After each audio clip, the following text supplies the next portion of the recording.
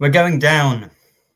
You're listening to the To Holland Back podcast, proudly sponsored by Old Zoological Bar and Kingfisher Fish and Chips in Hull. I'm your host, Nathaniel, and tonight I'm joined by the whole gang, pretty much. We've got Will, Joe, Ant, and Christian. So, in my notes, I've just written an expletive and an exclamation mark. I'm very depressed. Please, someone else say something, because I've already done a vlog today, and I'm just very tired, really. It's hard, isn't it? It's hard being a Hull City fan. We love At least it. it ain't boring. Yeah, we love it and hate it in equal measure. But at least Adjun's got his excitement. A relegation battle going down to the final day. Was it all worth it? No. Simple. No. We'll see you next week. Yeah, that's it. That's the end of the show. Thanks for listening. Goodbye. Yeah, it's hard, isn't it? It's really that. Yesterday, no one left the stadium happy, and I know it was a loss, but I mean, it was. The Derby fans did. Derby fans did. Yeah, trust me, I bumped into them halfway down Alnby Road as well. It was even worse. But it was just, you knew it, didn't you? You knew it. Deep down, we all knew something like this was going to happen, and it was just getting worse and worse. And when that 80th minute turned up, I was like, "Oh no, something bad's going to happen here." And I hate slating players. I'm not usually that type of person. I also don't have a bad game in that, but the second Jones come on, I just knew for some reason. So some inside me kind of tweaked. And I just knew something wasn't going to happen. And I mean, it was only you guys a couple of hours ago, because I kept on questioning why was he brought off, and he said that he tweaked his back or something. Egan, yeah, which I understand if his tweaks his back come off, but I didn't know that before, because if it was just a change for change's sake, I was even more raging, because you just don't change your centre backs for no reason. You don't do that. It is literally suicide. So I'm happy you guys answered that for me, and for everybody else who didn't know. Apparently, Egan tweaked his back. That's why the sub was made, because when he came on, I was worried straight away. And I don't just mean, oh no, he's on the pitch. It was literally Jones's position from the start, where he was sat on the pitch. I was like, why isn't he there? Why isn't he in line? Why isn't he in the space? Why hasn't he got closer to that? And I just thought, what is he doing? And then he gave away a very, very, very, very, very silly foul. Mm-hmm. And what made it even worse He lost his man in the box to concede the goal. That picture of him where everybody else is looking at the ball and jumping in the air, and he stood with his back facing to the ball, just completely in a world of his own. It's crazy, man. Yeah. The thing is, though, with that foul, I said at the time, that's a good foul that he had to do it. We've just got to defend this set piece. I thought so too, to be honest. Not from my angle. If he doesn't, from where I was in the south stand anyway, for me, if he doesn't make that foul on Nathaniel Mendes-Lang, he gets slated for not making that foul. Look at Watford at the start of this season. And not at the start of Ruben Sayers' reign, when we don't make the tactical foul. Look at Middlesbrough and Harry Vaughan when he did make the tactical foul. I feel like Alfie Jones, and as a group, we've learned a little bit of that. But it's the fact that we didn't defend the set piece properly against a team that all they've got is height. They don't have a lot of quality. They've got a lot of players injured. All they had was their height of players like Langas and Phillips and Clark and Harrison Armstrong in the middle. And they made it count. Mm-hmm. And there was only one team that wanted to win that game, and that was us. We dominated that game. We were the better team, I think. But Derby set up for a draw, which is normally what we do. They went and won it. So the team that, for me, I know Ant's pulling a bit of a face, so you can have a go. And for me, the only team that wanted to go out and win that game was the team that lost it. And counter me. I don't think either team tried to win the game. I think both teams tried to play for a draw, and that was evident from minute 1 to minute 90. No team was brave. No team made any tactical effort to change mid-game to try and make the game go in their favour. We get this a lot in modern day football. Is this whole we controlled the game and we were the better team. Having possession doesn't necessarily mean you were the better team. It just means you had the ball. Yeah, we saw that last year, didn't we? Yeah, we didn't do anything with it. It's all well and good having the vast majority of the ball and passing it around loads of times. You've got to create chances. We had 2 shots on target in a game that we had to win to survive. There's no way we went into that game trying to win it. We were quite content coming away from that game with a point and keeping Derby underneath us going into the last game. And that's showed by how the changes. I know he bemoaned the fact that we had to have 2 stops for injuries, which obviously is unlucky. But when you've got that last stop, when it's getting late in the game, it's 0-0. 1 goal keeps you in the division, mathematically guaranteed. It's done. Portsmouth's a party. Those 3 changes, he saved them. He won't make them. Well, he said he was going to make them just after they scored the goal conveniently, but that would have been too late. That's still 85th minute. Yeah, if Egan's with me and everybody around me and E9, we're all asking for subs from the 70th minute onwards, and they just didn't come. Well, when Alfie Jones came on, Bairstow was going to come on with him, wasn't he? And he sat him back down. So I don't know what's going on there. If you want to try and win the game, if you were being brave, if you were actively trying to win the game, instead of swapping like for like Egan and Jonesy, go to a 3-back, put Coyle as one of the centre halves, and put a striker on. Or you can bring Burster on with Jones, because then even if we hadn't gone 1-0 down, you bring those 3 players on at once, and that's a big change. To change about a third of your squad or the team in one go. I thought, Burstow's coming on. He's being forced into a change here with Jones, but go and try and win the game or bring Palmer on. And about half an hour left, because it wasn't really working. We barely had any chances. Yeah, I would have thought standard time would be half an hour left and try and change the game. So I think I agree with you, Joe, that we're the one team that had any sort of, desire to keep the ball. It was great, Nathaniel, because we're closing. Look, for the first time, I will say this, and this is the only positive I can say about the game.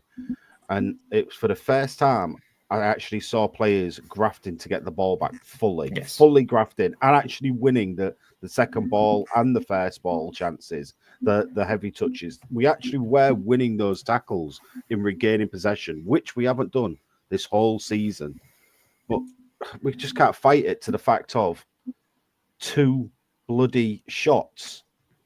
It's stupid. It's because we don't commit anybody forwards. So we can sit here and say we tried to win the game. We didn't, because when a team's trying to win the game, you flood the box. The amount of times Amrabat got into a decent position down the left-hand side and crossed it, and there's nobody in there.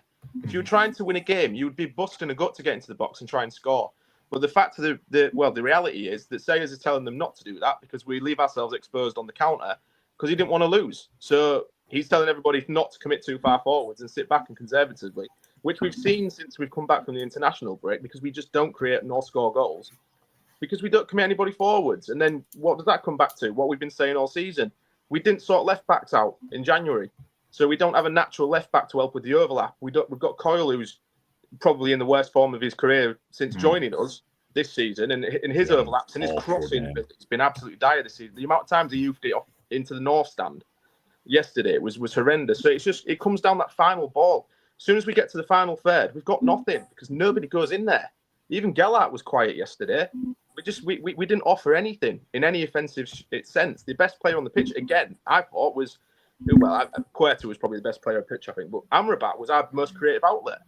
And he was the kind of player we didn't think could even get 5 minutes here and there at one point, and he's probably our best player at the minute. It's crazy. Yeah, it was. And that's again another lot of the points you're talking about. How people are on poor form and the things that we've been witnessing. I mean, Coyle got, I think, bemoaned at twice.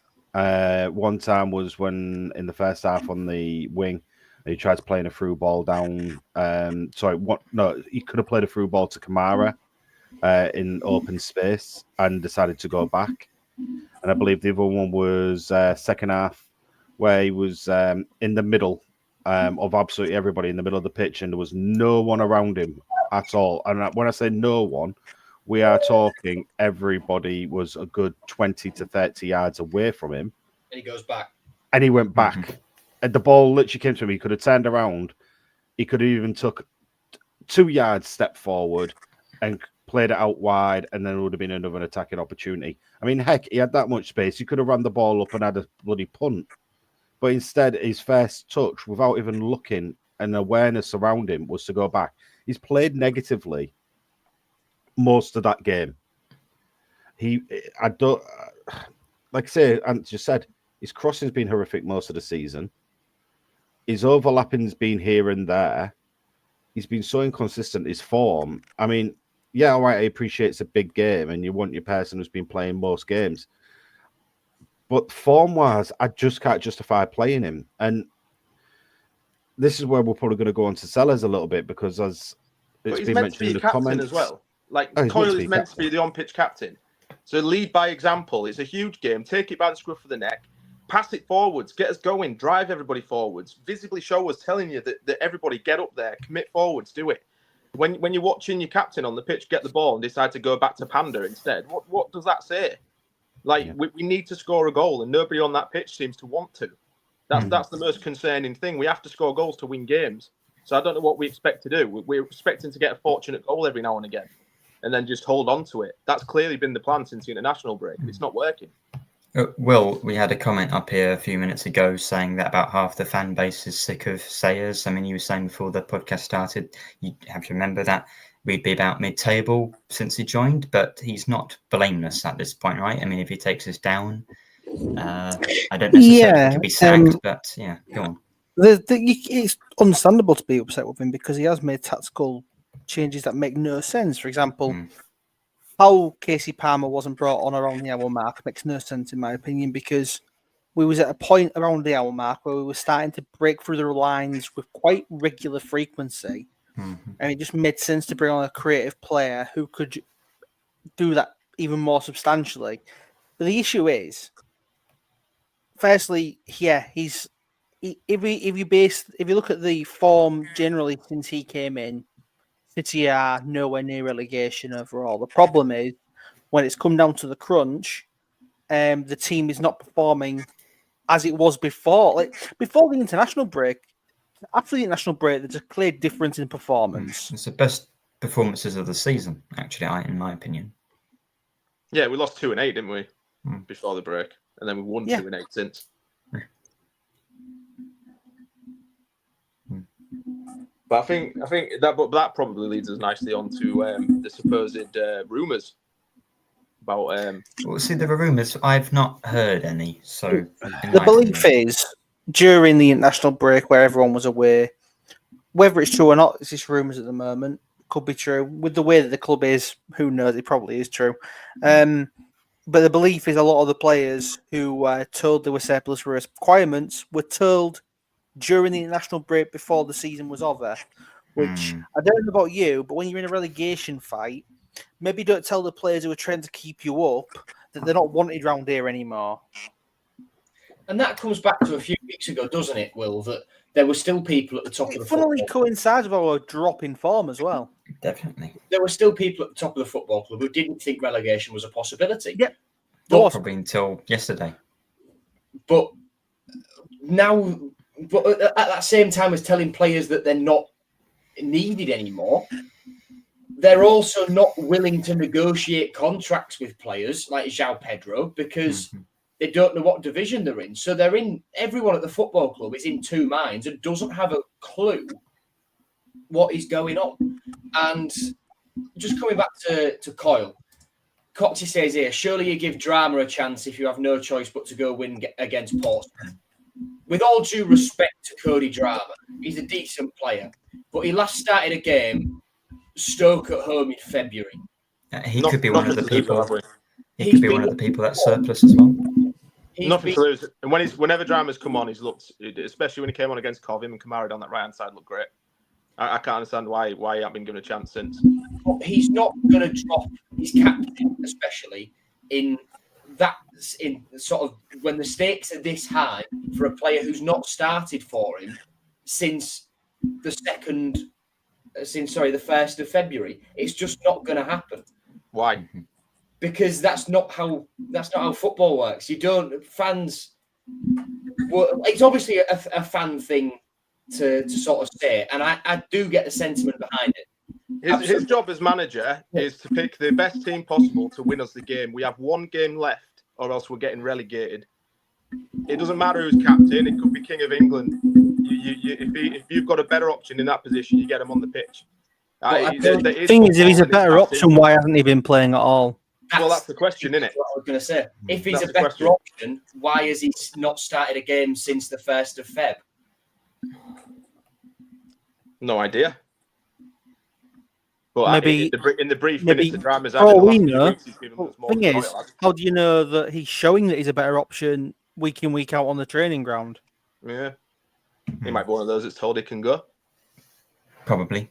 I think to be fair, with how bad Coyle's been this season, if you're not getting in the team over Coyle, then you probably are. I'd be asking to leave as well, I think. Yeah. Mm-hmm. There's a comment that's coming here, and we'll move this on to the league position in a little bit. I bet Adjan hasn't negotiated any wage drops in contracts because he's never seen. Well, of course he hasn't. Do you not remember back in the Q&A, back in one of the many Q&As in the summer where he said we were going to go for the playoffs again? Why would he put relegation clauses in them if he thinks we're going to get the playoffs again? When he appointed Ruben Sayers, he said that I'm not scared of relegation. If I was, I wouldn't go for a young manager. It's very reminiscent of Grant McCann, innit? We remember when Burnsy was asking him about relegation when we were 13th, and he laughed at him, and we ended up going down bottom. It is a bit. The thing is, when Adjan's saying that, we're 21st, halfway through the season. Probably, I think it was even lower than that. But look, the rumour with Adjan coming back is just with EHAB coming back, Jeff. That's based on the fact that EHAB has gone to every single home game this season. He's been there every game. He's allowed to go to the matches, isn't he? He's allowed to go to the matches as a private. I've been to the matches. I'm not buying the club. And obviously, EHAB was the owner. But I think it'll be really difficult for Adjan to sell the club because we're losing the amount of money we are, especially if you go down to League One.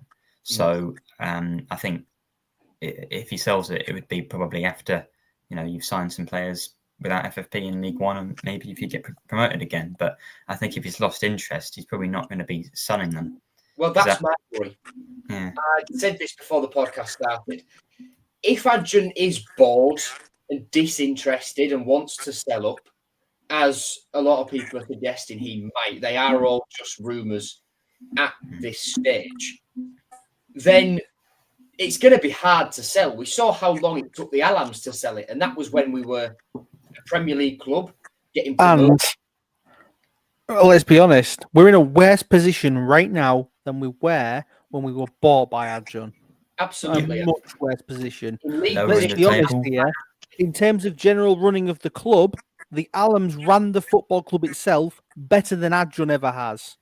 They did a lot of horrendous shit that was to do with other things, but the actual general running of the club and keeping the club stable, they did infinitely better. They did, absolutely. And if Adjan has lost interest when we go down, decides to sell, but still keeps pumping the money in, then that's not okay, but that's best case scenario. Worst case scenario is we're still losing £500,000 a week as per the last set of accounts. We are in this massive load of debt because Adjan pumped money in via Adjan Media as a loan to keep the club clear of FFP. And if he's bored and wants to stop pumping money in, then we end up in a Reading situation where we've got no money, no assets, because I'd imagine if we go down, anyone who's worth anything will be sold off. But then if we do sell them off, surely we're in a better financial position. I think in a certain way, we might maybe not be in a better financial position, but we might actually recoup more in transfers going down than staying up.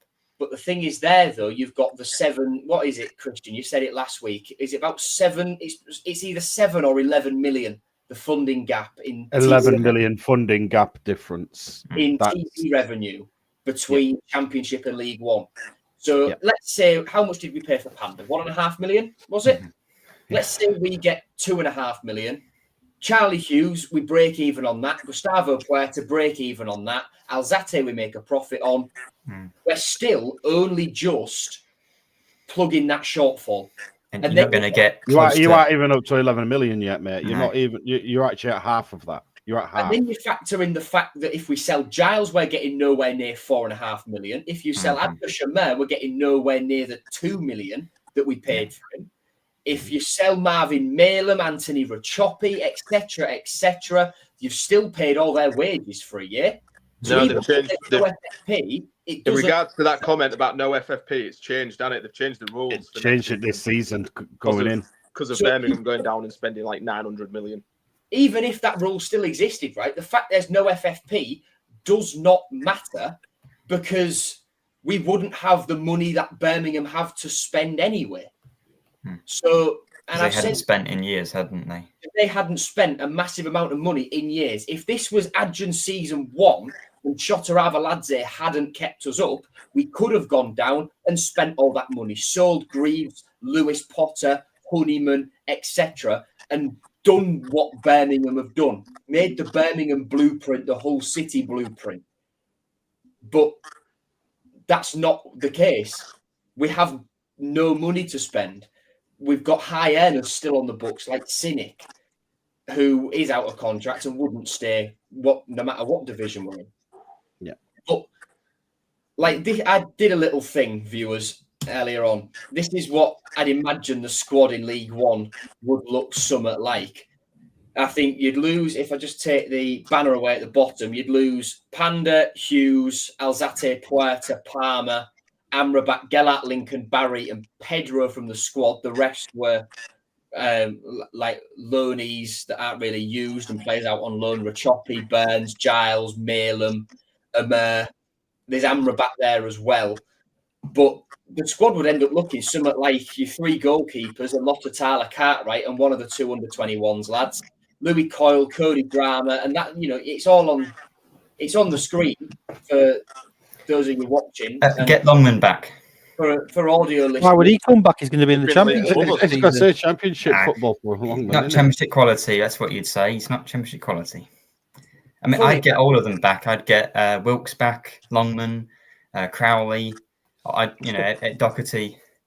Jordan Flores. No. Maybe not. But like for the benefit of audio listeners, because they can't see what I've just put up, it's a threadbare squad made up of players we've got injured. Oscar Zambrano, because we'd probably still do that deal because it'd probably be cheap because he's banned. And we wouldn't have him for the first matches, would we? No, and the players who haven't played well enough this season to get a move.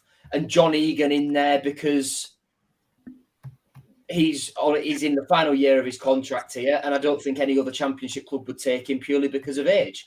I put on there question marks next to Alfie Jones, Sean McLaughlin, Regan Slater, Abu Kamara, because I think those players, Kamara's got our most goal contributions this year. Which says its own story, doesn't it?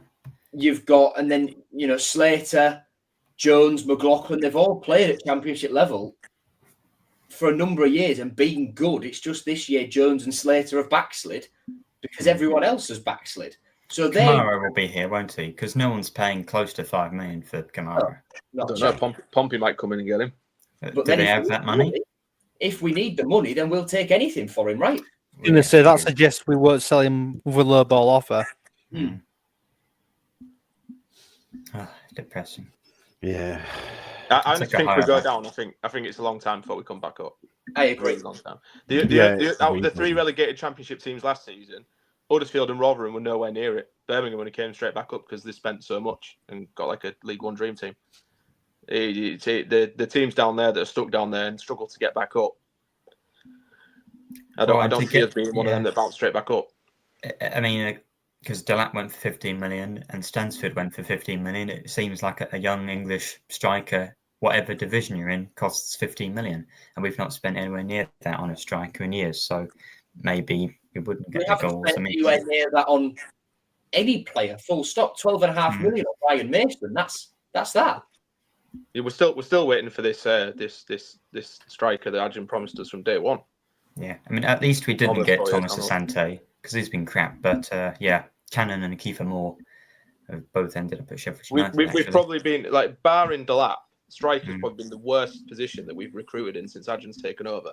And Oscar. Well, yeah, I think Connolly, Delap, Oscar. I mean, Delap was on loan, but Connolly, yeah, the fitness, like with all of our other attacking players, was really poor. And then I think Oscar, maybe last year because we had Delap, I can understand why he went back on loan. But this year, would we be in the bottom three if we had Estepinian up front? No, I don't think so. I mean, I know we were saying the same last year, but he scored a goal for us this year. He was playing. You talk about signing too many players who don't know the level. I mean, he would have been better than Begia, right? Got rid of him with no replacement lined up. But that's what we've done all year. That's what we did in summer. And Adrian justified it. He let Greaves go early. He let Philogene go early in the window without having anybody For to bring cut in. price as well. And justified it by saying, we remember, he said he wanted 30 million for each of Philogene and Greaves. Both of them went for just under 30 million combined. Yeah. And he justifies it by saying, but we pride ourselves on being a club that lets players come here and use us as a stepping stone, so we can't stand in their way and hinder their development. But not enough shit was given to that comment. Not enough shit was given to that comment when it happened. Absolutely crazy. Like he's willingly just said openly, we're prioritizing that player's career over this football club, and everyone was okay with it. We just ignored it because it was all. That's the sort of thing you do when you're Brentford, maybe, and you can replace them. That. I think he meant it in the Brighton sense, but that's not how it's played out. Because when Caicedo, McAllister, Tony wanted to leave, they got really good fees for them because they played hard to get. Yeah. It's just like Football Owner 101. You do not let one of your best players go without having something lined up to replace them. You didn't say publicly. With every single one. Tufan went, Seri went. Obviously, all the loanees went back. Oh, Seri, I said this in our group chat last night. Tim Walter massacred everyone at this football club. And Will said it earlier. This is what we're still paying for.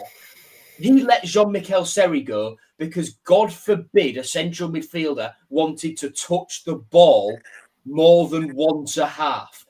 Why did we let that happen?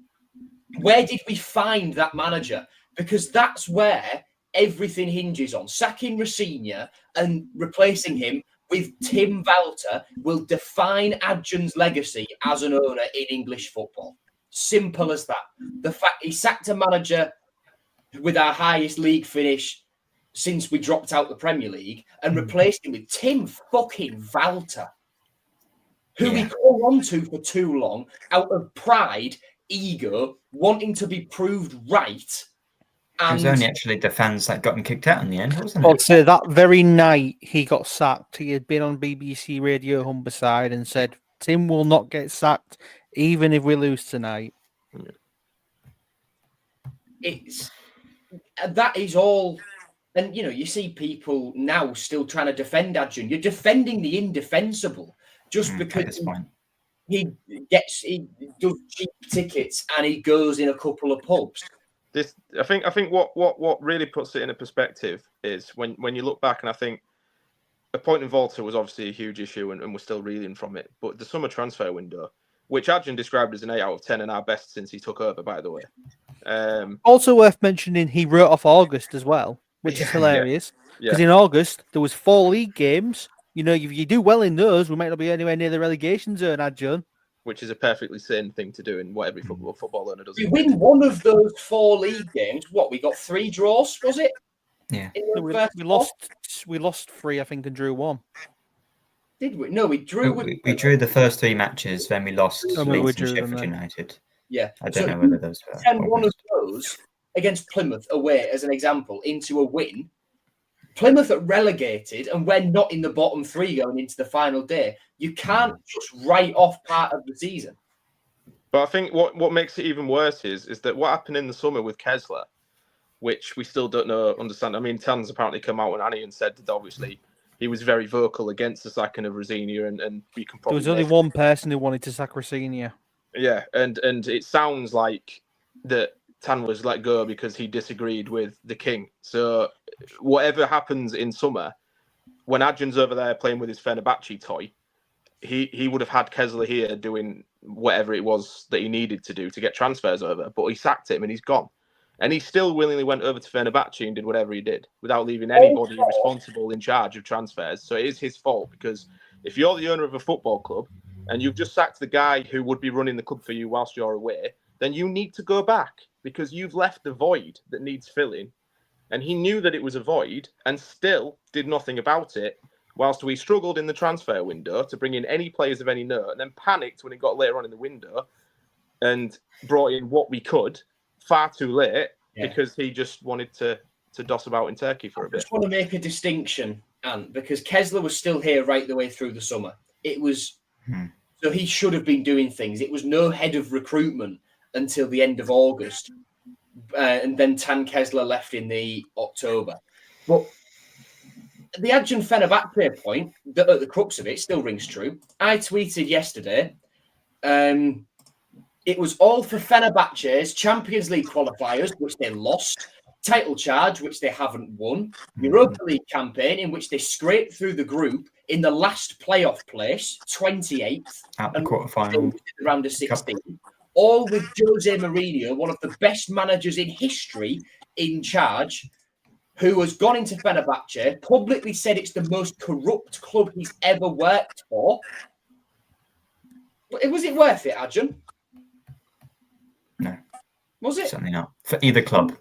It's not worked out for either club, has it? Fenerbahce are not going to be in the second division of Turkey. But what I would also look at, which people have forgotten a little bit, is I wonder if you ask Shelburne fans how they feel about Adjan and his running of that club. Did he walk away from a Dutch club as well? For Shuna Sittard, I was just going to say, yeah.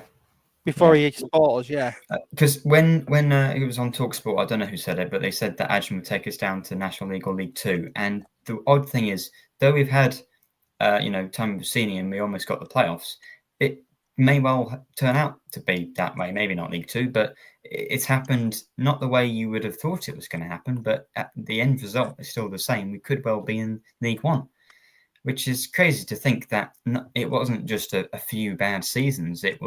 It's just been one season. I saw a comment saying that it's a cop-out to blame the summer, but the summer was because the January transfer window was a bit better, and Sayers and the form since December, I think we'd be 15th since Christmas, or 15th or 12th since Christmas. I saw that.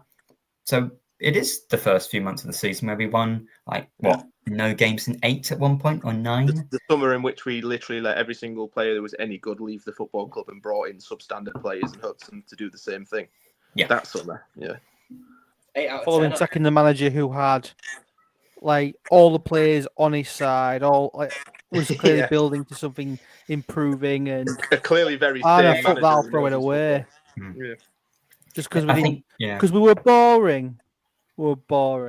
Rosinia would have done about the same as Sayers, and that would have been out throughout the whole season, not just since a bad Volta time. We would have signed better players. Better players would have come. Again, we'd have been 15th, between 12th and 15th, but would have been nowhere near the relegation fight. Yeah. Cannon would have come. Keeper Moore might have come. The players we wanted to sign. Quite frankly, if that's considered boring, right now I would quite happily take that. Gosh, absolutely. Well, there's a comment that's just come through in chat about blaming Adjan. It's from Paul Helyard. Blaming Adjan, but the player's fault, no fight whatsoever. Agree with it. Agree with it a little bit, because we've all been slating Adjan, but the players have got to take responsibility. They're the ones on the pitch. But Ruben Sayers has to as well. Because, I said this last week, and I said to Will before that me and him were just going to do rinse and repeat on what we said last week, and that's exactly what we're doing so far. I said, up until the international break, if we were to go down, Ruben Sayers wouldn't be to blame. I disagree with that. Although it was correct at the time for me, I disagree with that now, because since the international break, he has got it wrong. Simple as that. He has. So he's got to take responsibility for that. If this time next week we are talking and we are relegated. We are a League One side for 2025-26. It isn't blaming Adjan either. It is Adjan. There is no blame. He is the decision maker of the football club, and we're in the position He's we the are in catalyst of it all. because of what he's done. It's the same at He every made club, he isn't made a it? ballsy decision to get rid of Rosinia, and whatever your thoughts are on the Rosinia sacking, which is irrelevant obviously at this point because he's already done it. The replacement was horrendous. That was his decision. He made that decision to cut Rosinia's reign short and to bring in some batshit crazy manager who had no understanding of English football whatsoever. And then also Adjan's summer, where we just did not invest in this team whatsoever and let every decent asset go for probably a fraction of the price that we should have done. Also Adjan's fault. Yes, the players on the pitch, maybe some of them need to put far more effort in. I think there's some that do put a lot of effort in and there's just no quality there, like Kyle Joseph. You know, you can't shake the lad's effort and endeavour in the game. He'll run himself into the ground. Problem is, technically, he's a League Two player, and that's the issue. So you've got players on the pitch that, you know, some are trying, some are not. Some don't know if they're going to be here next year. Some are foreign mercenaries that have come over for a payday because Adjan's told them the dream, and some of them just can't be bothered. And where does it all stem from? Him. Like he's constantly uprooted every team that we've had. We constantly go through overhauls every 6 months. By going at this current rate of transfer windows, we probably hit 100 players since he's taken over. Definitely. Like it's absolutely ludicrous. Like there is no stability, there's no consistency. Where do we see ourselves in a year's time? We don't know because we don't know what we're going to do next. Like the players. Yeah, the players have to go out there and do what they're told by sayers. So the tactics at the minute, obviously, are very, very negative. So the players are doing what they're told to do. Yes, there's a lack of quality in the final third, but what are the tactics? They're not committing forwards. We're not putting bodies in the box. How do we expect to score goals if there's nobody in the box? The amount Amrabat was visibly frustrated in front of me in the East Stand when he kept getting into a decent position down the left, and he popped the ball in and nobody would be there. That's the reality of the situation, and this all stems from summer. That's when it happened. He decided to do a bankroll last January for Rosinia. It backfired. We didn't replace the lap. We gambled on that. We failed, and then in summer we're paying the price for it. And it is what it is. And you can't say it's the player's fault. It all stemmed from him upstairs. It's like if the manager of a Tesco decided to hire loads of golfers, like instead of the entire workforce, it's probably not going to do very well, is it, in the first week because they don't know what they're doing. Here's a question: what's more annoying, Nigel Adkins saying when we lost at Sunderland that the warm-up was the best we've ever had when we lost, and or Sayers saying, we were competitive, or maybe you could throw in McCann saying, oh no, we're not going to get relegated when we finished rock bottom from Sandy Row.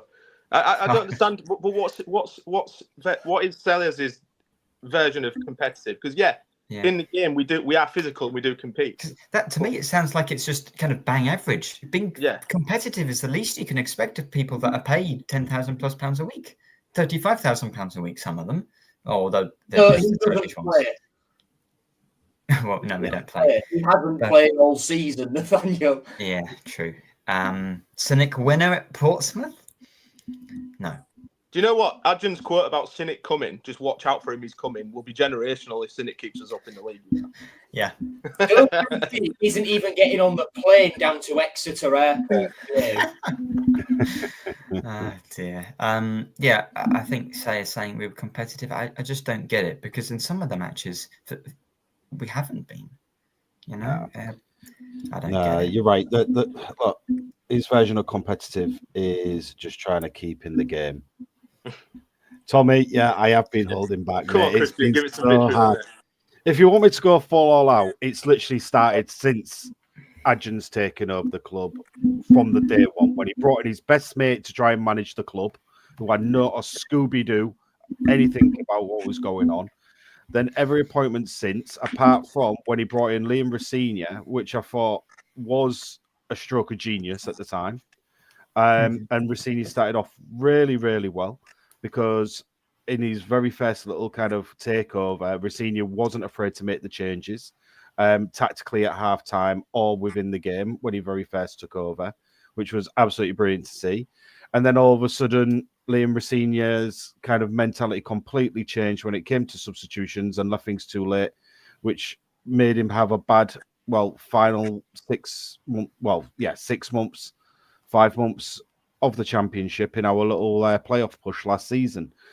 With respect to Adrian as well, we can all talk about his purchases and everything from day one. Obviously, over 60 plus of coming in and out, and nothing's been quality. Yeah, we can keep repeating that.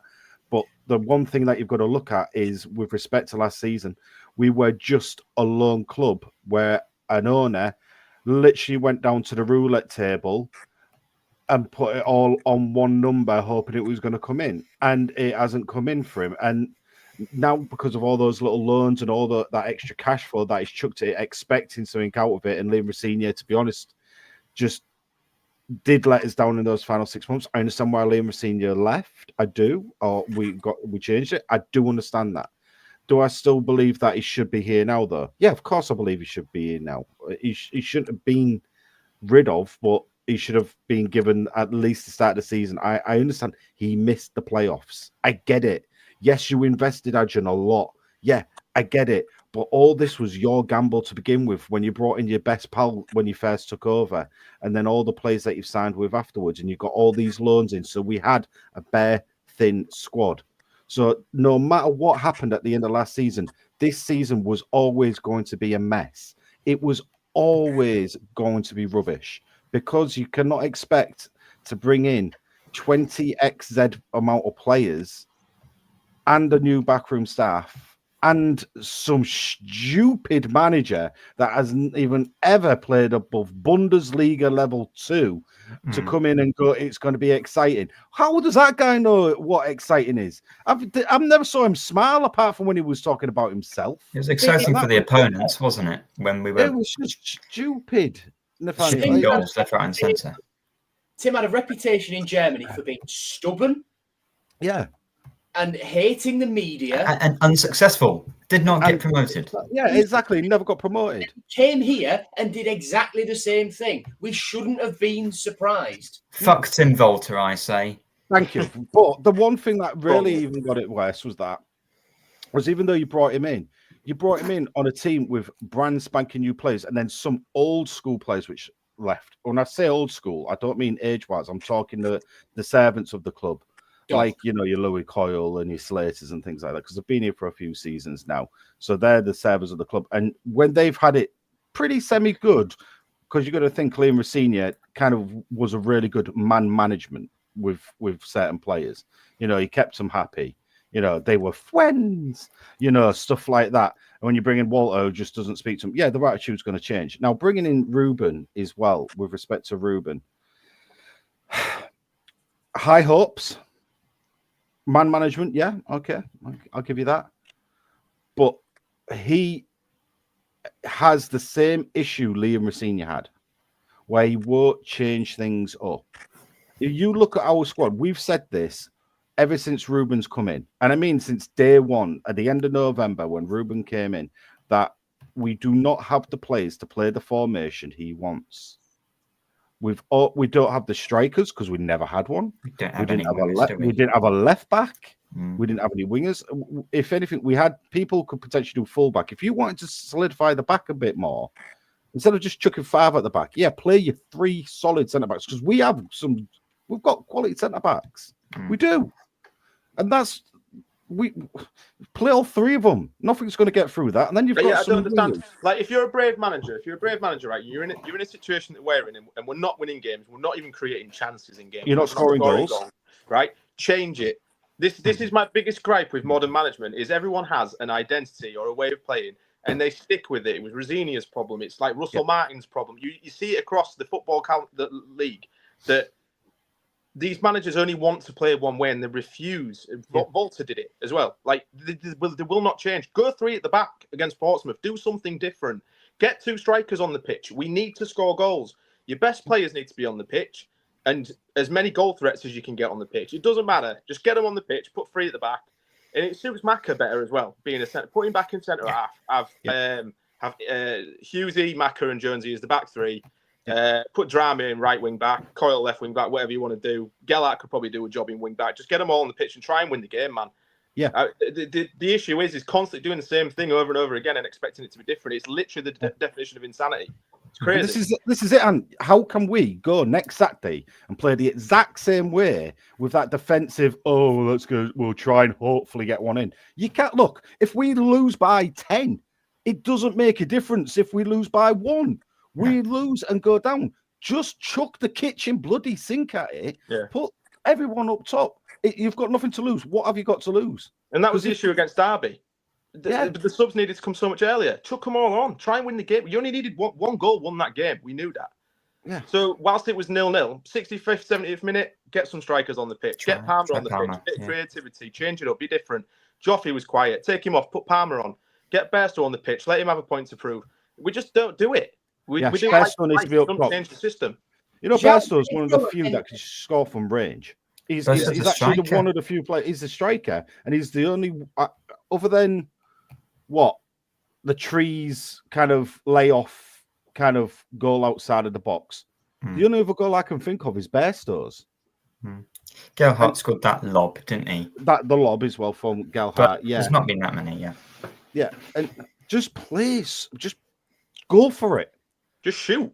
There were so many times. I think Gelhardt had one where he should have had a shot. It kind of ricocheted back to him, and then he turned on the spin. I thought that had gone in with a deflection. That was the only real time we looked pretty dangerous. Good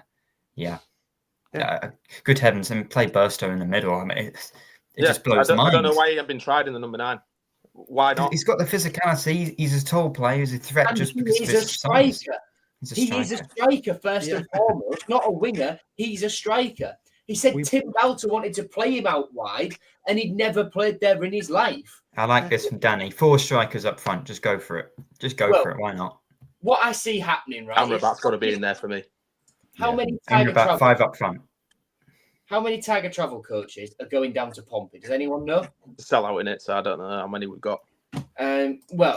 Between 1 and 15. Yeah, something like that. 3. Well, what I think will end up happening is we'll go to Pompey, and we'll play 7 at the back in the rest of midfield. We will get that team coach and those 17 coaches. Thank you, Paul Heliard and City. More than 15. That's a huge amount. Wow, fair enough. We will it's paid for as well, isn't it? Right in front of our goal for the first half. Then we'll still concede. Then it'll bounce off one of our own buses into the goal, won't it? At half time, the drivers will hop in and move the bastards down the other end. That's my saving grace, my one little glimmer of hope is not every team around us can win. Well, Preston, that I was celebrating because for weeks and weeks and weeks and weeks and weeks, I've been like, please Plymouth lose, please Plymouth lose. Yesterday, I was go on Plymouth 2-0. I was celebrating. I honestly think that's our best way of staying up is because Preston are an absolute free fall. I think they've not won in they're dog 12 or something like that. So if they even we beat them at Ashton Gate, which is entirely likely because they're very good at home. We only need to draw. So just hold up for a 0-0 and we're good. Bristol have won 6 out of 7 home games. The last 4 2-1 to secure playoffs. Yeah. Yes, because they'll lose to Leeds, hopefully. I was going to say, guys, please don't depend on other teams. This is Hull. It never works that way.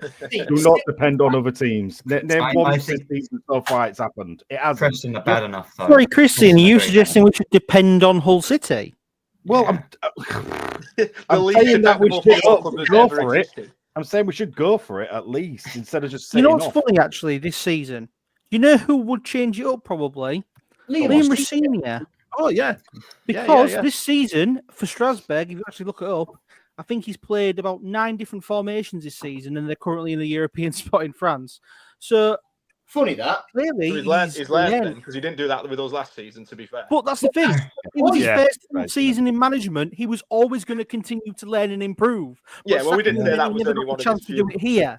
Yeah, we did say that was only one of his few weaknesses was that he was so stubborn to the system, wasn't he? But he was young and yeah, he's still new, wasn't he? And he was still new. He and was still now, learning. And now he's still learning, and he's changing up formations, and he might be getting Strasbourg, a team that's barely been in European football in its history, into the fucking Champions League. But apparently, that's not exciting enough for Adjun. Christian, just coming back to you depending on Hull City, let's remember that we don't win on the final day. We don't need to. Twice in the Draw last will 10 do it. years. Put that coach in front of the bus, I say. We haven't Get done it no. for 9 seasons now. We haven't done it We since haven't done it. I know. 2016. No, it was 2021 against Wigan, wasn't it? Nope. That was the second to last match. The last day was Chelsea. Let's have a look. That I'm sure Charlton I- game. Yeah, we lost on the last day of the league 1-1. That Charlton game, that's the Oh, most forgettable game ever because it didn't. We'd already gone up. Yeah. Honeyman was injured. I think James Scott started, so no one really We cared. just need a win. That's what I'm saying. Honeyman's leg was hanging off for the last 3 months of the season. It was all bandaged up every time he played. So Was it Rotherham in the 2016 season? It was. which again technically isn't even the last match because it's went and won a the different playoff. mindset, isn't it? Because we won the playoffs after that. But we still won the last game. Yeah, Even if it wasn't close. yes, we did win the last game. We won the playoffs, so I'll give you that. That's One of my mates made the suggestion to me that Adjan, if you look at Uriel Selly and stuff like that, he's You'll corrupt. never convince me he was real. How have we ended up talking about Chelsea again? Right, we'll get to the point. If you look at Uriel Selly and what Jose Mourinho says about Fenerbahce, clearly he's corrupt as fuck anyway. So my mate said to me, why doesn't Adjan ring up John Mourinho, offer him £1 million to pay the kids so we win and stay up? Because it's probably not the worst thing he's done. Why he doesn't do that is because the EFL would find that and they deduct us 100 points for doing that. So maybe that's why. And Portsmouth would probably get kicked out as well. What you do is you pay some people to go and kick the Portsmouth players in the shins before they go and play. And so, that's what you do. It's just unofficial, just happened to... No, please don't. They probably want us to go down so they can take Abu. Maybe, yeah. Well, we're saying about... Yeah, what should we do then? Because one suggestion I have, and you can shoot me down if you want, I think we should go as negative as possible and play all the tallest players. So I think that we should play Crooks, because I think in the midfield, maybe a bit of bite in the midfield with his physicality would win the ball back, and he's a goal threat from a set piece.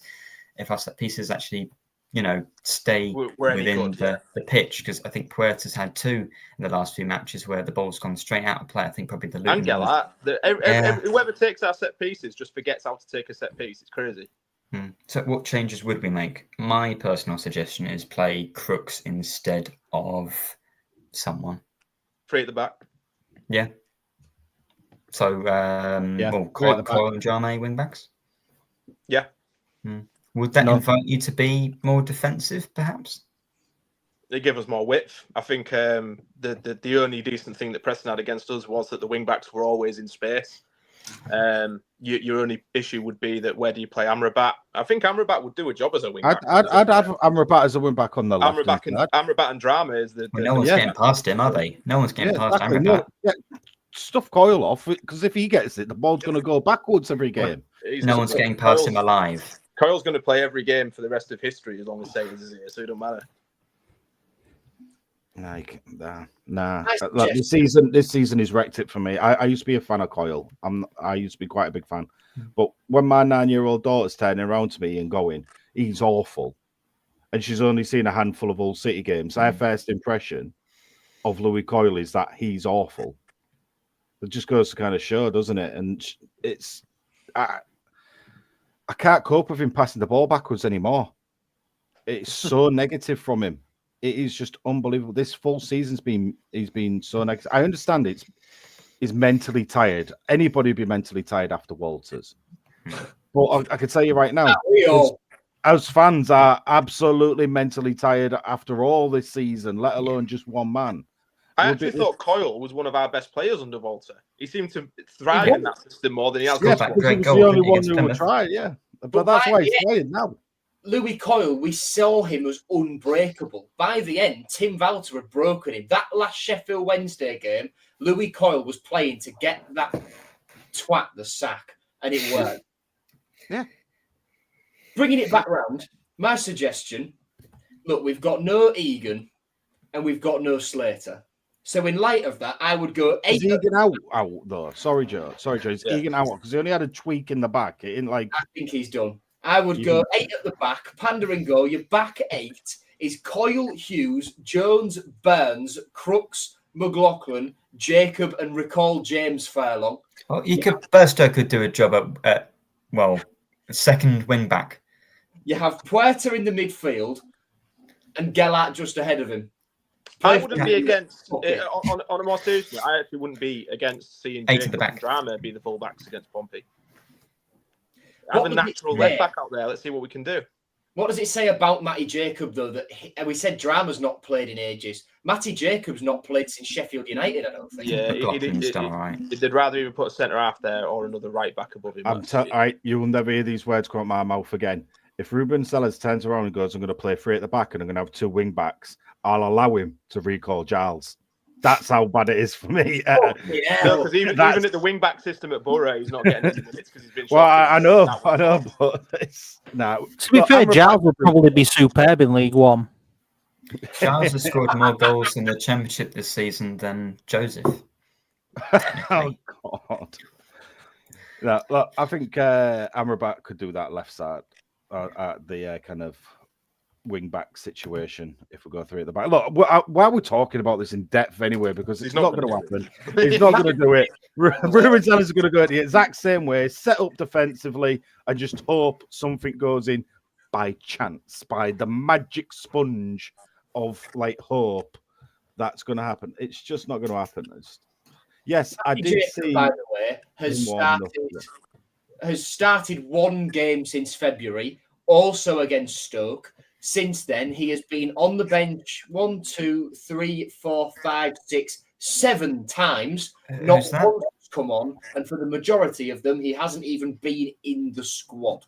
So, yeah, so there's not a chance he gets anywhere near the team, I don't think, which is quite a damning indictment by the manager about what he thinks of him as a player at this level, if he's willing to play McLaughlin out of position there and not even put Jacob on the bench.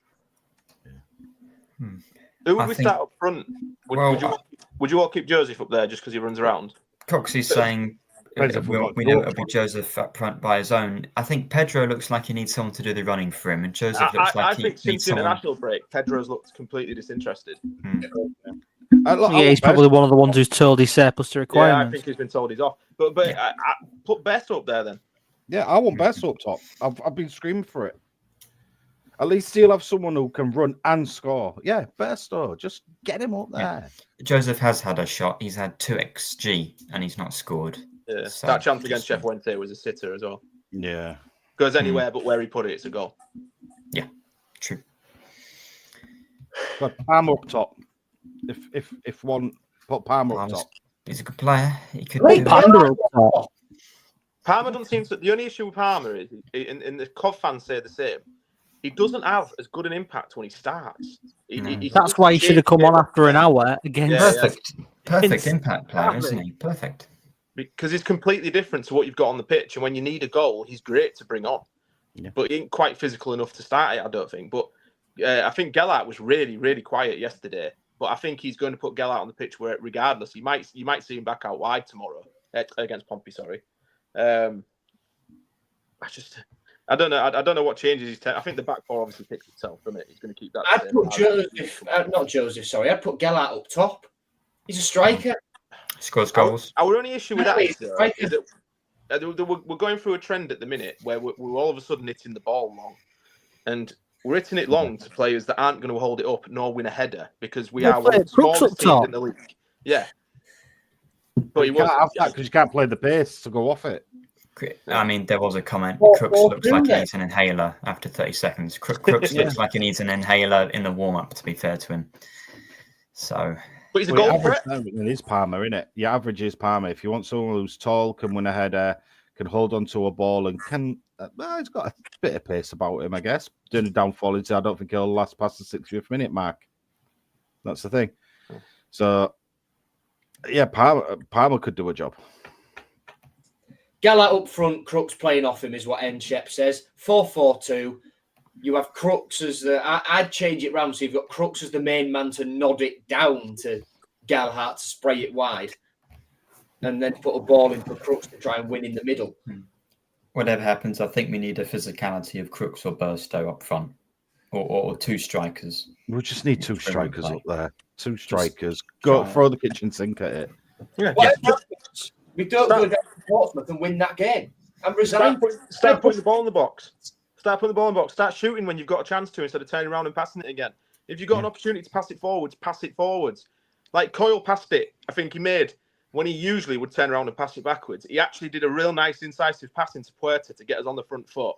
And everybody around me was like, oh my God. Like, because that was a surprise that we actually took a gamble of a pass and went forwards. Do that more in a game. Yeah, okay, 8 times out of 10, we're going to give the ball away, right? Yeah, fair play, because they're risky passes. But that 1 or 2 times that it doesn't get intercepted, you could score from it. Like, it's worth. They're so obsessed with possession nowadays. It's so frustrating that it's safety first. Don't take that risk. Don't take that gamble. This is a game we have to go there and win. So just throw everything at it. If you see a forward option, try it. Go forwards. Backwards should be the last resort. But are we going to see it? We've not seen it for 45 games. I like that, under Rosinia and Sayers and Volta, it was all about, getting the young players in and playing attractive, exciting football. But now we're in this situation. It's just, stick the 2 tallest lads up front and lump it long. And that will probably be what it takes, because every single home game we've lost, that's what the opponents do to us, isn't it? And they're the teams that beat us, the big physical sides that we just can't compete with because we're such a tiny team, because we sacrificed physicality and height for technical ability and passing. And we're still reeling from it, because I don't know if teams come to the MKM and they're just full of tall players, or we're just really small and they're all normal. Slater, Puerta, Gerhardt, Coyle, we are a short team, aren't we? So even our centre backs are small for centre backs. That's why they don't score set pieces. Yeah, they're not that big, are they? They're big, but maybe McLaughlin's the biggest. Yeah, I just play Crooks and Amrabat and Burster up front and just lump it. Yeah. I've said it before and I'll say it again, though. No matter how much we try, we will not go down to Portsmouth and win that game. When I booked those tickets and booked a Premier Inn for me and my dad, I was resigned to the fact I would be going down there, 5-hour drive, staying overnight, to not see us win that game. And when the pressure's on, when we've seen historically how Hull City crumble under any pressure going down, when it goes down to late in the day, you think Burnley in 2015, Sunderland 2017, Derby yesterday, Luton 2020. Why should I believe that when we never win on the final day anyway, we'll go down there when I've thought for this whole time that we won't win? But now I think when it matters, we will go and win. Why? Typical City in the sense that we all think we're absolutely done and dusted, and then we'll turn out and win like 2-0 quite comfortably against Pompey, and it'll be like, what we do you know what? That's probably the way forward, because every time we thought we're winning, we're going to lose. So let's just all go negative. Everyone watching the cast right now, just think negatively, because then that way we'll bloody win. Because all I hear from Pompey fans is, but we're really good at home. And I'm like, but so was Sunderland, and so was Sheffield United. We're really good at home. Hadn't won, Sunderland hadn't lost, and we beat them easy. Don't jinx it, Joe, saying we're good away. We're not good away anymore. Remember this. Remember. We are going to win. We're going to win. We can actually end the season in the top 6 for away form if we beat Pompey. Yeah. And rock bottom away. At home, sorry. Rock bottom at home, yeah. Rock bottom home, top 6 away. That's great. Yeah. Great. That's what I want to hear. The set pieces need to be better. So you get. We must be the worst team in the league for set pieces. Look, we haven't been a set piece team since, believe it or not, Andy Dawson. Honeyman and Elder in the League One season. We scored a little bit. Yeah, all right. I'll give you a bit. We got loads in that team. That's the last time we had a decent set piece team. Yeah. But since going back up to the Championship now, we've been horrendous. Yeah, absolutely. Absolutely, we've been awful. And that's an issue because Enshep mentions it in chat. Long throws, I've said this for weeks. Fuck them off. They're not long. They were better against. I mean, we've been rubbish at throws for years, long or short, so it doesn't really matter. Get Crooks on and put him at the front post, and then we're winning 3-0. Just keep him offside for the full game and see what happens. Don't want to depress anyone. Do you know what happened 1 year ago today? Ipswich. Hull Plymouth. City 3, Ipswich Town 3. Oh, that one. Great atmosphere, but we didn't do what we needed to do because we had to rely on Preston winning at West Brom to get playoffs. Boring So- though, wasn't it? And then we lost to Plymouth Well, anyway. Oh yeah, but that was one of the few times under Rosinia really where we had like really exciting football, at least at home. That was a nice one. Yeah. Ipswich and Leicester were the two good home games of 2024. Well, and Cardiff. Well, we destroyed Rotherham, but who didn't? Yeah, but that was in. That was in the first 6 months, wasn't it? Yeah. Oh, 2024. Yeah, Maleham top assist for Hull City in 2024. Crazy stat. Fucking hell. Oh yeah, Malem's due to come back, and he'll get sold, won't he? No, Maleham. Malem's boss in League One. Yeah, Malem's done well for Paderborn, so he will go there permanently in the summer. Good. They might get promoted, mightn't they? Maybe. Rachopi, however, has not played for Cal. Amer's been injured the whole time as well, hasn't he? Giles, funny one. Doesn't play. Yeah. Yeah, but it's a frustrating one with Giles because it's quite funny that he's gone there and done equally as bad, but it's bad for us because it means we're stuck with him. I said it last week. It hinged on him going to Middlesbrough where he wanted to be and doing well, and he fucked it. And I think the only reason he's gone back to Borough is because Carrick seems to love him, and I don't think Carrick's going to be Middlesbrough manager next season if they don't get the top six. Their fans are absolutely livid with him. So there's also not even the potential, I don't think, of him going back there because if Carrick's gone, then I think even that avenue is closed. Hamburg. Can I just point out Hamburg are actually in the promotion spots? So the first season under a different manager Without to Volta. Volta, they're going up. I wonder if Volta's had any interviews or any interest of any sort since those. Probably Surely not. not. Maybe in the German version of Tesco. He was apparently in contention for the Derby job. Yeah, and he wasn't though, was he? That just tells you, though, that bookies, when the manager first gets sacked, don't have a clue what's happening. They're just chucking shit at a wall and hoping. Arvaladze was on the list for the Bournemouth manager at one point when they were in the Premier League, and we just won a few games early on in 2023. Yeah, was it 2022? I can't remember. It was 22-23. When Oscar was scoring 5 goals a game. Start of 22-23 season, that. Any owners you actually ever liked? No. Adam Pearson. Don Robinson. Yeah. Well, I was born last week, so not for me. Yeah, I only ever remember the Alams and Adjun. Yeah. No, Adam Pearson was good. Jesus Christ. Well, the first news People here don't story. even remember Pearson. Yeah, the first news story I remember about the owners, the first time I heard of Habalan was that it was changing the name. So, For the record, in terms of modern times, Pearson's by far the best one we've had. Yeah, Pearson started the rise, didn't he? And he was very financially savvy. We didn't have a lot of money under him, but he did well given what we had. We did okay recruitment wise, I think. Mm-hmm. When you look back at it, Bambi. I think if you had Pearson as the helm of say for example in this situation with us right now, if you have Pearson here running the club with Adjun's money, we'd probably be quite okay. Mm-hmm. Adjun can go and stay in Fenerbahce and do whatever he wants to do and just sign checks for him. We'd be all right. Yeah. Funny that. Last thing to do, I think, tonight. Shall we just do some predictions? No, Oscar Zambrano getting unbanned in November. Oh, yeah. He will be here.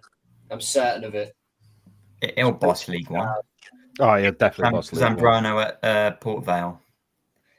Oscar Zambrano at Doncaster. Fucking hell. Yeah, 6 points for Doncaster next season. 6 points, we'll lose 6 points to Doncaster, but don't worry, we're getting 6 points against Cardiff, so it all balances out. Don't say that the year that we've lost away. Yeah, but we usually beat them, don't we? Shocking, to be honest, that Wrexham in Wales, Cardiff are not the top 2 best teams in Wales anymore. Wrexham were in the non-league a couple of years ago. We're about to be a league below them. Yeah, Andy Cannon and Longman above us. Callum Burton above us. Callum Burton, Christ. Phil I follow him on Instagram. Above us. The Zambrano one's weird because surely if we go down to League One, we don't get him. I think we get him no matter what, and You might be forced to sign for us. it's that weird. We'll spend the money that we sell Gustavo Puerta for on Oscar Zambrano. And the transfer fee will be limited, I think. Zambrano's getting an ACL in December. Don't. Don't. It'll happen. That's what I happens. know, To our best that's the players, problem. isn't it? It's going to happen. But yeah, the players not doing a lap is an interesting one because was anybody in the comment section here in the North stand and know what happened with Charlie Hughes at the end? No. Apparently he had a bit of a rift, didn't he? On the players' lap, I don't know what happened with Charlie Hughes. Apparently he had some, but I don't know. Firstly, why people are surprised they didn't come back out. Well, And I'd secondly, gone by that point. Almost the stadium was almost completely empty by the time they announced They were that about they were doing it. left in there. And I don't know why people aren't surprised, especially considering seconds earlier. It was almost the fans empty. had gone towards Everybody the was. the players had gone towards the north stand, got booed, and understandably got booed. And then something went on with Hughes. Of course, they weren't going to come back out. Why are people surprised? Yeah, I mean, I get it. I get either side, right? But to me, we have to be consistent because I criticised Volta for not going over to the fans, despite getting a lot of flack whilst he was here. Obviously, I still think that. I'm not saying I agree with him not doing it. I'm just not. Why are people surprised? But to me, the players they still had to come out. Like it's the lack of honour. It's to thank you for your support at home throughout the entire season. And given our performance at home this year, the fact that the average attendance was 21,000. I think speaks volumes about the support that they've had this year at home. Yeah, the atmosphere. There's a lot of people who have way too much free time on weekends. They should be out there thanking, regardless of what they did. Yeah, okay, you're going to get a bit of flack, but at the end of the day, you deserve it. So you've got to go out there and be accountable and walk around that stadium, thank the fans for it, apologise, make it right against Pompey. But it's hiding in the tunnel. Like if we're going to give Walt stick for it, then the players got to get stick for it as well. Mm-hmm. Mustn't forget that it's been raining at Luton, so. But he did it at Oxford as well, didn't he? He ran straight down the tunnel. The Luton goal they scored in the last minute, absolutely ridiculous. I don't know if any of you have seen it, but the other results have not been kind. Obviously, our performances have not been good enough, but Christ. Yeah, but because they're trying more, Nathaniel. They're the ones knowing they're in a relegation battle. Even Coventry have rolled over for every fucking team that they've played in the relegation battle. I'm sick of the death of Coventry. But this is something that we said weeks ago, that this team doesn't seem to have the same fight in them that every other club in this situation at the minute does. Plymouth are they're essentially relegated now, all but mathematically. Goal difference, they are relegated, but not. They'll beat Leeds, won't they? Because they'll win it. They'll back 30-0 and stay up. But they're still going out and winning games. Derby have turned it around and they're winning games. Luton have turned it around and they're winning games. Oxford have turned it around and winning games. Pompey and Tshow, they won loads of games and stayed up. Meanwhile, we're just sort of turning up and expecting us to just be safe, like we've played for the last 7 weeks, like we've been on the beach. It's just so frustrating. Yeah. So yeah, we're gonna win out.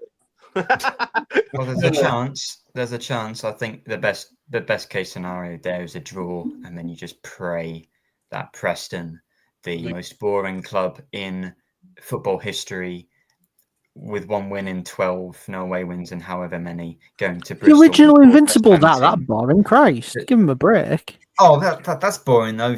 Harping on about something that happened 150 years ago, that's boring to me. So it's not the Premier League; it doesn't mean it. Well, can I make a separate comment here about the Premier League? People say, "Oh, but football existed before then." That's valid, but to indicate that talking about football history over 32 years, which is most players that are 32 are not at the prime of their career anymore. That's still quite a significant portion of time. That's what I wanted to say. You heard it here first. Nathaniel says England need to wipe their World Cup way. It doesn't matter anymore.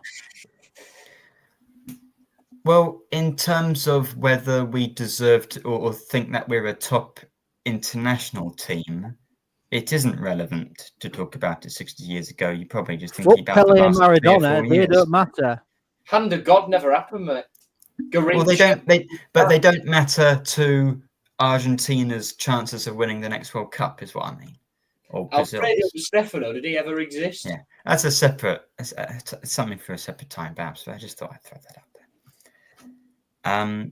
Yeah. Why do we keep saying Preston? If we win and Preston win and Luton win, well, if we win, we're staying up. Yeah, Yeah, because if we win, Stoke and Derby Derby. play each other and they so both can't Stoke win. and Derby. Yeah, that's what I'm saying. It's us. Stop talking about everybody else. It's us. We Exactly, need to it's us. So we need to keep talking about everybody else. Yeah, you know what, Will? Yeah, you're right. You know what, guys? Have a good night. Thank you very much. I'm leaving. You know. That's been the Hullenback podcast for this week. Yeah, it's. But let's just wait and see, because everyone who's watching now, I know some of you said, "God, what a depressing one we've had." But guys, Who's not you cannot. depressed? Who's not depressed? Exactly. Thanks, Will. If you're Saturday going was into this hard. weekend not depressed, I want whatever you're having. Yeah, yeah, times two. And it's just one of those, look, we've got to wait and see what next weekend holds. We don't know, because it's Hull. Nothing will ever be guaranteed with Hull, apart from the result of what you are hoping for will normally be completely opposite. As Joe stated earlier on, let's just hope, it's all going to go wrong. We're all going to lose, and then we'll get that win, because that's what we do. Everybody wants something, and we always get the opposite result of what we're wanting. So Do it the hard way. Do it the hard way, but don't look. Let's just be straight out obvious. Me personally, as a fan, just me, I'm not speaking for anybody else. I can't depend on other teams. I can't depend on Preston. I can't. You know, it's just not going to work out that way. Every other game around us, we've been trying to depend on, because if the other teams around us messed up, we would have already been safe. So we're not. So right now, as it stands, it's all down to Hull. It is all down to Hull. It's a simple equation, isn't it? You win and you are staying up. Yeah. And you lose, you're going down. A draw, and then you're panicking. But it's simple for the players. They need to go out there and try and win, and maybe they will get a draw. Whereas, a draw is your lifeline, but you don't want to use your last lifeline. That's the table that we put up for audio listeners. I'm not going to read it all out. I don't want to look at it. 100 numbers on there. Just do from Stoke down. That's relevant. Stoke are going to be safe, I think, because, well, firstly, I think we'd have to win, right, for Stoke to go down. If they lose to Derby and we win, then but then Preston also. Preston have to get something at Bristol. Luton would have to get West Brom,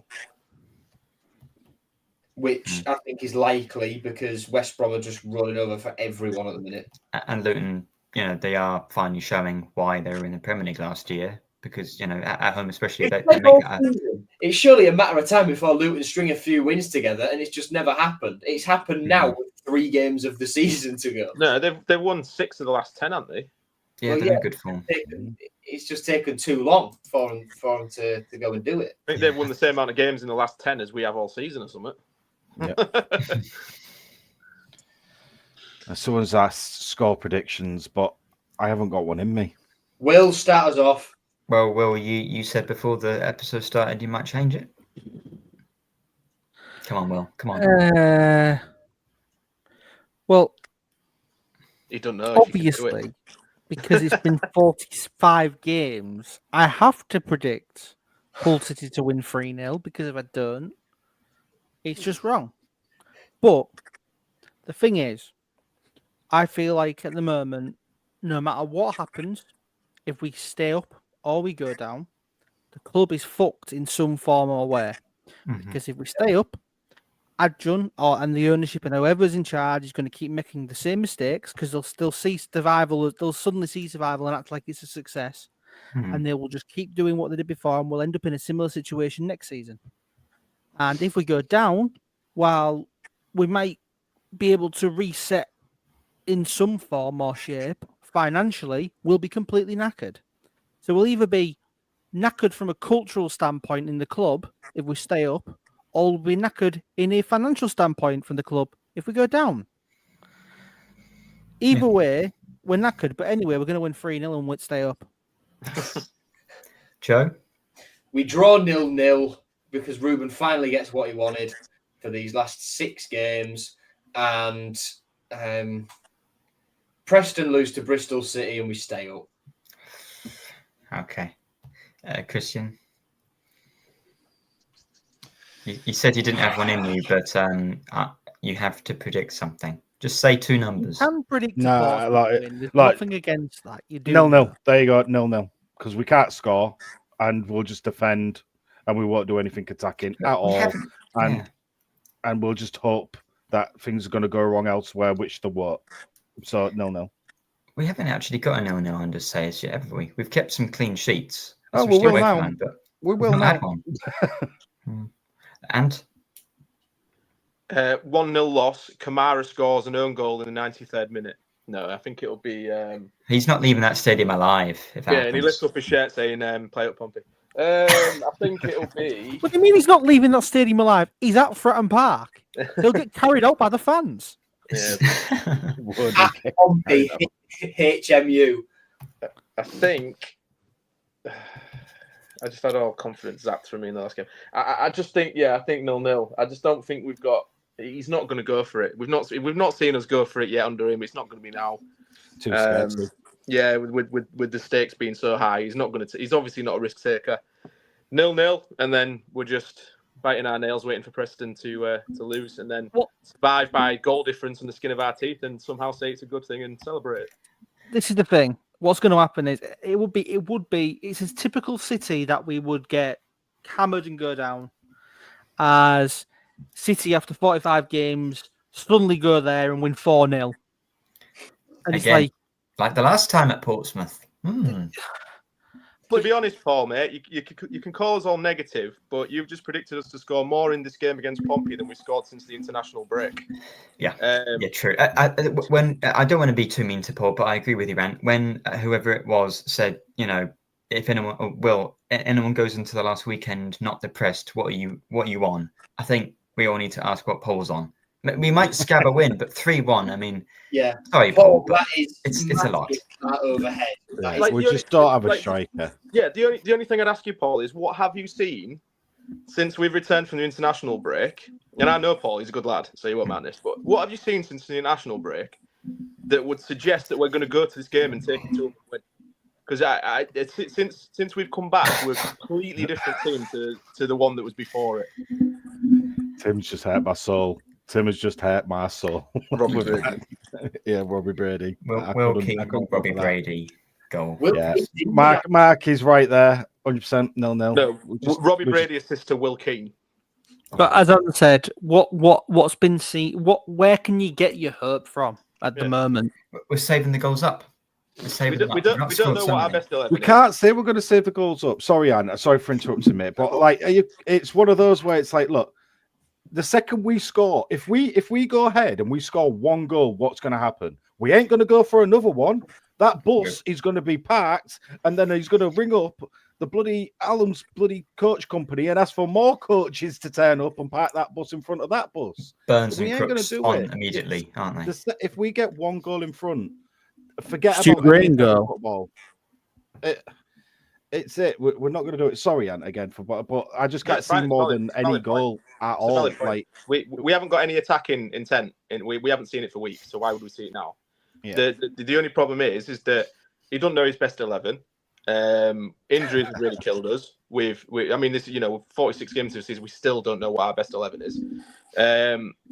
We don't create chances. We don't commit bodies forwards. We concede sloppy goals through lapses of concentration constantly. And we have the cross and set piece ability of tetraplegics. So I don't know what kind of optimism you're going in offensive wise. We might scrape a 1-0 win through a lucky goal, but we're definitely not going to go there and take the game to them and win. Absolutely not. We're going to go there. It's going to be cagey. It's going to be a nervous game, as we've seen for the last few. Very tight, and it will be decided by either a poor bit of defending or one moment of quality from somebody who decides to step up. Either way. That's what it is. Yeah. Or a penalty. Dead simple. Or a penalty. We'll probably miss the penalty. To be fair, we might not have to score because there is a track record of Pompey scoring own goals against us. Yeah. I think if we concede the first, I think we're probably... when you need him, boys. What more could you ask for? We don't score enough goals that if we went 1-0 down, it's a real problem because we don't recover it. But if we go 1-0 up, then we might be able to hold it out because we'll just chuck everybody back. Like I say, we can say, oh yeah, but we have to win this game and stay up. That was the case against Derby, and look what we saw. So I haven't predicted anything yet. I'm going to go. When Nathaniel's he's the optimistic one of everybody, and 1-0 when his Amrabat. confidence is gone, that it's been bad. 1-0 Amrabat. Probably not. I'd love that. If I'm predicting anything, it's going to be a 1-0 defeat. That is. I'm sorry, but if Amrabat scores the goal that keeps us up,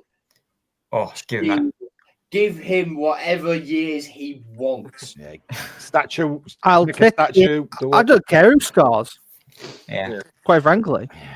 It'll be Louis Louis Coyle will score. Give that ass a statue. Bastard and keep us up. I'd love Coyle to if score Louis Coyle scores that goal, I'll call him the best player ever in the Regan was fit from 40 yards. It's written. Louis Coyle to do what Ashby did at Yeovil. Yeah. Yeah.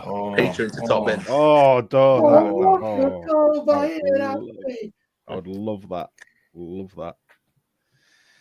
I don't know, guys. Look, everyone who's watching right now, I know you were hoping for a bit of oomph, I guess, from us, but yesterday was very, very hard to watch. Well, look, we're going to be. Yeah, we're going to be fully positive next year when we're winning every week in the championship and get promoted on the Sayers. So. After we've sold everyone and bought everyone. We're probably not actually that far off. Being a decent team is the issue. We stay up. Would you get a couple of left backs in, a right back, and a goal scoring striker? And we'll be okay. The table's we're mid-table. Yeah. There will be worse teams than us this season in the championship next season if we go down. 1,000,000%. But I've said this throughout this whole thing. No team is ever too good to go down. Never. How many times do you see teams say, "Oh, we're too good to go down"? Too good to go down, and we go down. I can think of a very good one. Hull City under Marco Silva. Yes. There we go. Yeah. We were but we good to go down, apparently. We went down. Away from home, we were honking. Too good. Man United, right? If Ipswich hadn't dropped the most points in the Premier League from winning positions, Tottenham and Man United, it's something like that. They've dropped a load of points from winning positions. 27 have dropped. If Ipswich just kept hold of half of those points, Man United and Tottenham could be in with a chance of getting relegated as the Premier League goes into the final 3 games of the season. Blimey.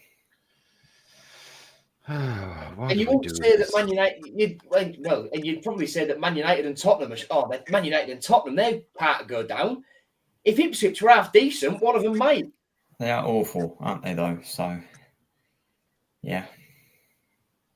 Anyway, I wheeled something out just to finish. Pablo, I said it earlier, Cynic is not getting wheeled out. He is not even getting on the plane. I found this in my drawer earlier, one of the old wristbands from when the name changed, City Till We Die. Let's not fucking die with a whimper, all right? If we win, then it's done. But let's go and give it some fight, please. Yeah, quite right. They just need to fight for it. Absolutely. Yeah, you've got to go down swinging. Mm-hmm. Okay. Well, hopefully the next time we're speaking with you next week, we're still in the same division. But if we're not, then we'll have a nice, sort of 2.5 hour rant. Yeah. So good luck, everyone. If you're going down to Portsmouth, give it your all because the players are really going to need you. And Will, Joe, and Christian, thanks very much for joining me. And we'll be back. Gosh, we'll be back next week. I'm already nervous. It's going to be absolutely awful. What a week. Okay. See you then. Thanks, everyone.